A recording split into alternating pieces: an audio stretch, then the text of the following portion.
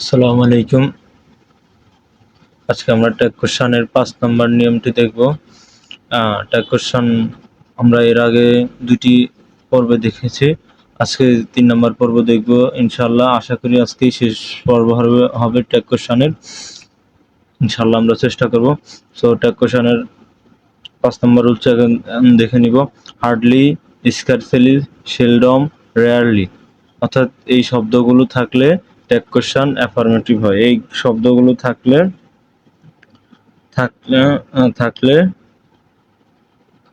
Tag question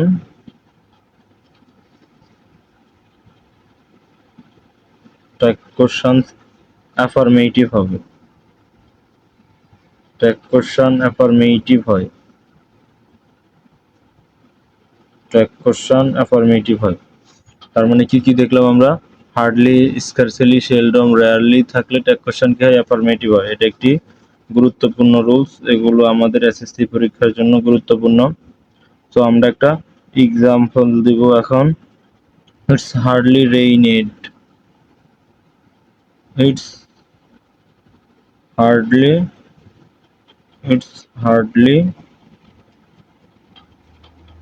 rained. It's hardly rained. So এই শব্দটি কি হবে? হার্ডলি আছে, তার মানে কোন শব্দ? নেগেটিভ। তার মানে এখন আমাদের এখানে হবে কি? পজিটিভ হবে। তার মানে হবে did not, did it.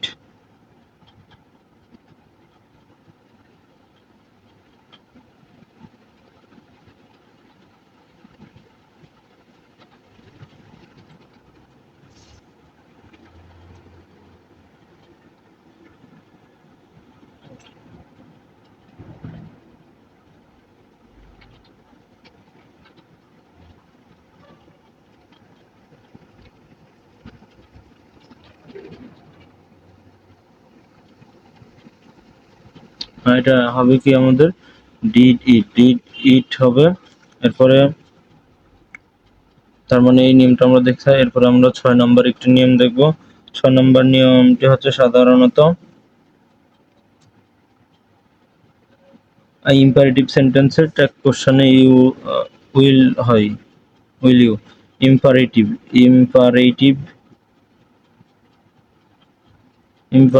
সেন্টেন্সে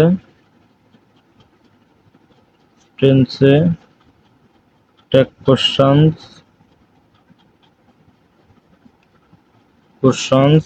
উইল ইউ বসে। ইম্পারেটিভ সেন্টেন্সে ট্যাগ কোশ্চেন আমাদের কি বসে? উইল ইউ বসে। সো আমরা একটা উদাহরণ দিতে পারি। Love the poor.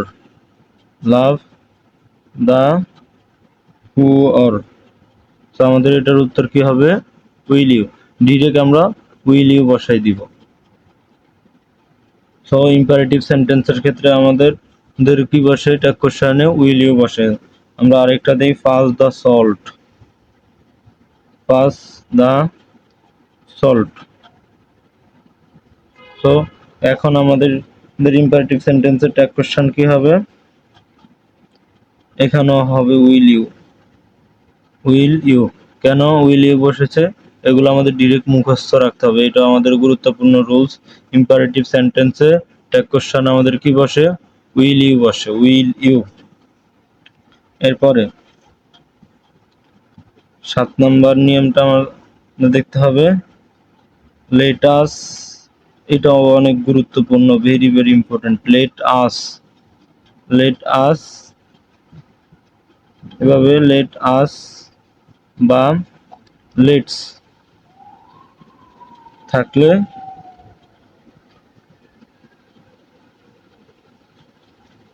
থাকলে আমরা শেল উইল দিব। Shall we. তার মানে এইটাও আমাদের একটি গুরুত্বপূর্ণ রুলস। তার মানে এখন আমরা কি দিব? Let us have some tea. Let us have some tea. তার মানে আমাদের এটার উত্তর কি হবে? Shall we. কারণ লেট আস থাকলে আমাদের উত্তর কি হয়? লেটাস থাকলে শেল উই হয়। আমরা আরেকটা দিব, let's let's go home. Let's go home মানে কি, আমাদের উত্তর কি হবে, শেল উইল। শেল উই, তার মানে এই যে লেটাস এবং ইম্পারেটিভ সেন্টেন্স, এই রুলস গুলো গুরুত্বপূর্ণ। লেটাস থাকলে আমাদের কি হয়, শেল উইল হয়। আর যদিও এটাও একটা ইম্পারেটিভ সেন্টেন্স, লেটাস দিয়ে শব্দ ইম্পারেটিভ সেন্টেন্স হয় সাধারণত, বাট এটা অ্যাকসেপ্ট নিয়ম, ইম্পারেটিভ সেন্টেন্স থাকলে আমরা কি দেখছি, উইল ইউ বসে, আর লেটাস থাকলে কি দিব, শেল উইল দিব। সো এর পরবর্তী নিয়ম দেখবো এখন আমরা। 8 নম্বর নিয়মটি দেখে নেই। লেট হিম থাকলে আমাদের এখানে বসবে উইল ইউ বসবে। লেট আস আর লেট হিম কিন্তু এক না। লেট হিম, হার, লেট হিম বা লেট বা হার থাকতে পারে বা হিস থাকতে পারে। এগুলো থাকলে আমরা কি দিব, মানে লেটের সাথে আস ছাড়া, লেট আস ছাড়া যেই থাকুক তাহলে আমরা কি দিব, লেট আস ছাড়া থাকলে আমরা দিব কি, আমরা দিব উইল ইউ দিব, উইল ইউ। তার মানে আবারও ইম্পারেটিভ সেন্টেন্সের নিয়মে আমরা ফিরে আসছি, লেট আস থাকলে উইল ইউ হয়। সো তার মানে সরি, লেট আস থাকলে আমাদের হয় শেল উই। এখন লেট হিম বা লেট হার বা হিস থাকলে হবে কি, উইল ইউ হবে। সো আমরা একটা এক্সাম্পল দেই। Let him take the exam. Let him take the exam. So আমাদের উত্তর কি হবে, এটা উইল ইউ হবে। কি হবে, উইল ইউ। আর এখানে কোশ্চেন মার্ক, তার মানে লেট আস থাকলে আমাদের হয় কি, শেল উইল। আর লেট হিম বা লেট হার থাকলে সেটা হয় কি আমাদের, উইল ইউ। তার মানে এই নিয়মটাও একটু গুরুত্বপূর্ণ রুলস আমাদের জন্য। লাস্টে যে কয়েকটা নিয়ম দেখাইছে, এরপরে আমরা দেখবো আরেকটা নিয়মে, everyone, anyone, someone. Every one, anyone, someone, everybody, somebody, everybody,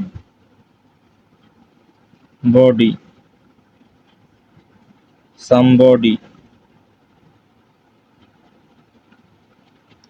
anybody,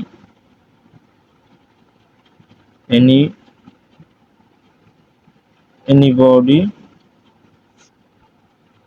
এর সাথে ও আরেকটা থাকতে পারে আমাদের, the plus adjective. The plus adjective.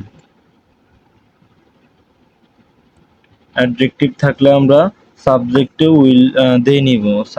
থাকলে সাবজেক্টে আমরা কি নিব, আমরা দে নিব। সাবজেক্টে আমরা দে বসাবো, দে বসবে। সো আমি একটা এক্সাম্পল দিয়ে দেই।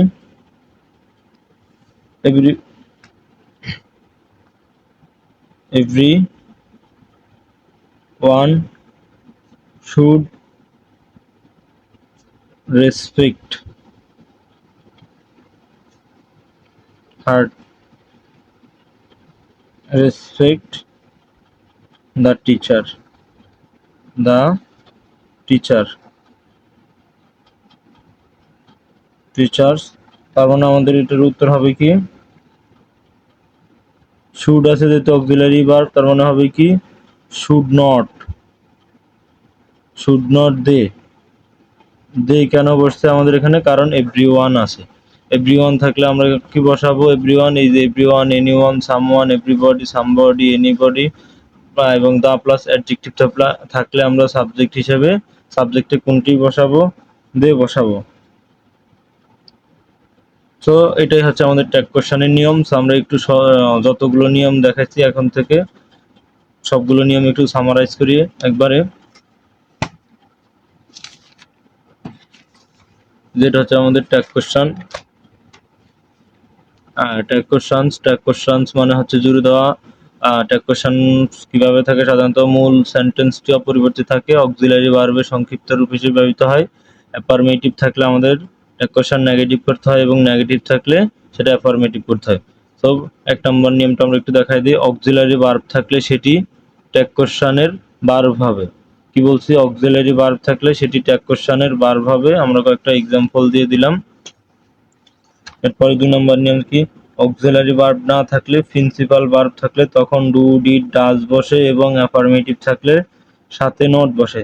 তার মানে অক্সিলারি ভার্ব না থাকলে আমাদের কি ভার্ব থাকে? মূল ভার্ব থাকে। মূল ভার্ব বা প্রিন্সিপাল ভার্ব হলে তখন ডু, ডিড, ডাজ বসে এবং সাথে অ্যাফার্মেটিভের সাথে নট হবে। এখন কখন ডু হবে? যখন প্রেজেন্ট টেন্সে থাকে তখন ডু হয়। কখন ডিড হবে? যখন ফার্স্ট টেন্সে থাকে তখন ডিড হবে। আর এটা হচ্ছে প্রেজেন্ট ইনডেফিনিটের সাথে subject third person singular number হলে ডাজ বসে আমাদের। সো এই নিয়মটা একটু ভালো করে দেখা উচিত, এটা ইম্পর্টেন্ট রুলস। আমি ট্যাগ কোশ্চেনে 10টা রুলস দেখাইছি, এগুলো সবগুলোই খুবই গুরুত্বপূর্ণ রুলস। এগুলো ইনশাল্লাহ আমাদের পরীক্ষায় খুবই কার্যকর। তারপরে 3 নাম্বার দেখবো, সাবজেক্টের সাথে যদি নিড বা নিডস বা নিডেড থাকলে তখন don't, does not, did not হবে। মানে হচ্ছে do not, does not, did নটের হবে। এখন আমরা সাধারণত নিড নট লিখবো না। নিড সাধারণত auxiliary verb, modal auxiliary verb হিসেবে থাকলেও আমরা সেটাকে কি এই হিসেবে এখানে অক্সিলারি সিস্টেমে করব না। এখানে ডিড থাকলে আমরা মূল ভার্বের হিসেবেই ধরে নিব। আর নিড নট থাকলে, যদি নেগেটিভ শব্দ থাকে অর্থাৎ নিড নট থাকলে তখন আমরা লিখতে পারবো, বাট পজিটিভ থেকে নেগেটিভে যেতে পারবো না। তো এরপরে আমরা 4 নম্বর নিয়মটি দেখে নিয়ে, আয়ের পরে এম থাকলে ট্যাগ কোশ্চেনে তা আর নট হয়ে যায়। তার মানে কি? আই এম থাকলে সেটা কি হয়ে যাবে? আর নট হয়ে যাবে। এরপরে আজকের নিয়মগুলো, হার্ডলি, স্কার্সলি, সেলডম, রেয়ারলি, এই শব্দগুলো আমাদের নেগেটিভ শব্দ বোঝায়। তার মানে আমাদের ট্যাগ কোশ্চেনের অংশটি হবে কি? অ্যাফার্মেটিভ বা পজিটিভ। এরপরে 6 নম্বর নিয়ম হচ্ছে ইম্পারেটিভ সেন্টেন্সে ট্যাগ কোশ্চেনে উইল ইউ বসে। ইম্পারেটিভ সেন্টেন্সে ট্যাগ কোশ্চেনে কি বসে? উইল ইউ বসে। লেট আস থাকলে ট্যাগ কোশ্চেনে বসে আমাদের কি? Shall will. যদিও লেট আস একটি ইম্পারেটিভ সেন্টেন্স, বাট এটা এক্সেপশন। এরপর আমরা আমাদের 8 নম্বর নিয়ম দেখব, লেট হিম, লেট বা লেট হার বা লেট হিজ থাকলে উইল ইউ বসে। আবার আমরা ইম্পারেটিভ সেন্টেন্সের নিয়মে চলে আসছি, বাট লেট আস থাকলে কি হবে? শেল উইল হয়। এরপরে আমরা দেখব সর্বশেষ নিয়ম 9 number, everyone, anyone, someone, everybody, somebody, anybody এবং দা প্লাস অ্যাডজেক্টিভ থাকলে সাবজেক্টে আমরা কি বসাবো? দে বসবে। তার মানে কখন দে বসে? এভরিওয়ান, এনিওয়ান, সামওয়ান মানে এভরি ওয়ান যুক্ত সব এবং বডি যুক্ত শব্দগুলো থাকলে সাবজেক্টে কি বসে? ট্যাগ কোশ্চেনে সাবজেক্টে দে বসে। সো এটা হচ্ছে আমাদের আজকের পর্যন্ত কিংবা ট্যাগ কোশ্চেনের শেষ ক্লাস। এখন আশা করি সবাই ট্যাগ কোশ্চেন বুঝতে পারছেন, এগুলো গুরুত্বপূর্ণ নিয়ম। তো আজকের মতো এই পর্যন্তই। আসসালামু আলাইকুম ওয়া রাহমাতুল্লাহ।